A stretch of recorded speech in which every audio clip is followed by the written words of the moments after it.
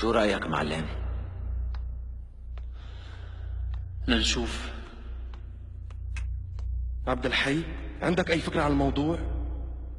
مؤبد، وأقل واحد بيناتنا 30 سنة. كان لازم حط جرافي. كانوا حولونا على محكمة تانية. عمران، لا تتأمل كتير. من دون أمل ما بيعيش الإنسان معلم. ما عندك أمل بشي هلأ؟ لو كان عندي أمل ما كنت شفتني هون. يعني معقول ما يكون عندك أمل؟ والله ما بعرف شو بدي أقول لك. شو الأمل اللي عم نستناه برأيك؟ رح ننحكم مؤبد. في أمل معلم، حتى لو حكمونا 30 سنة معلم، في أمل. أنا حابب أعرف شو بدك تساوي بس نطلع. يعني بس نصير أحرار، شو بدنا نساوي؟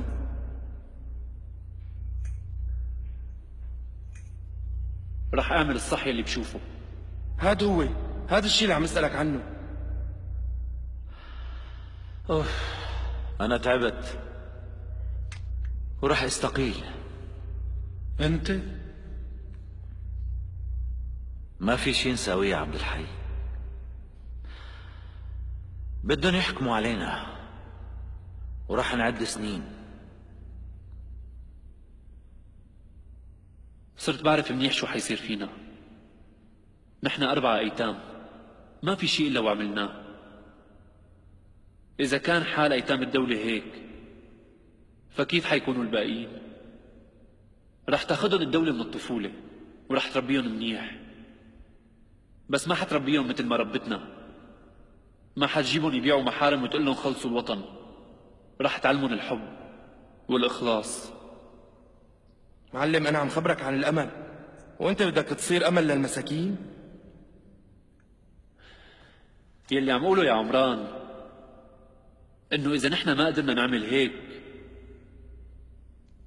رح يقدروا يعملوا اللي بعدنا. وإذا اللي بعدنا ما قدروا، أكيد رح يجي ناس بعدهم ويقدروا.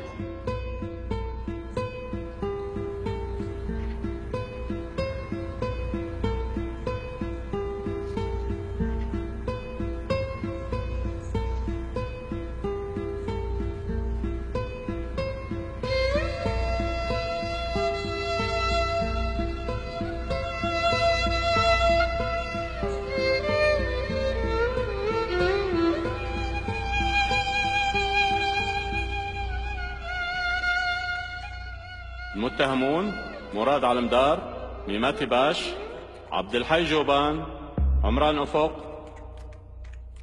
حكمت المحكمة على كل شخص بالمؤبد كل على انفراد. يحيى الوطن.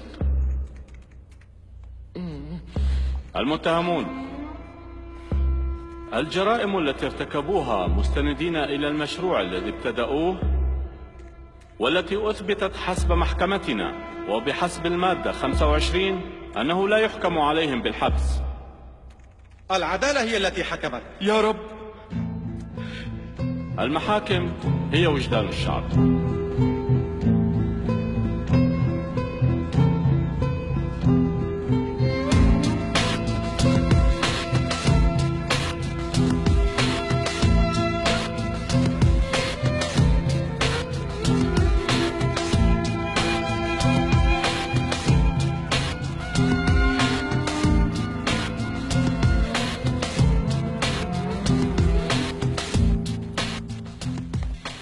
المحاكم هي وجدان الشعب في الأوضاع الحرجة التي يمر بها الآن، فإن القرار الذي ستتخذه المحكمة هو العدالة، والعدالة هي وجدان الشعب.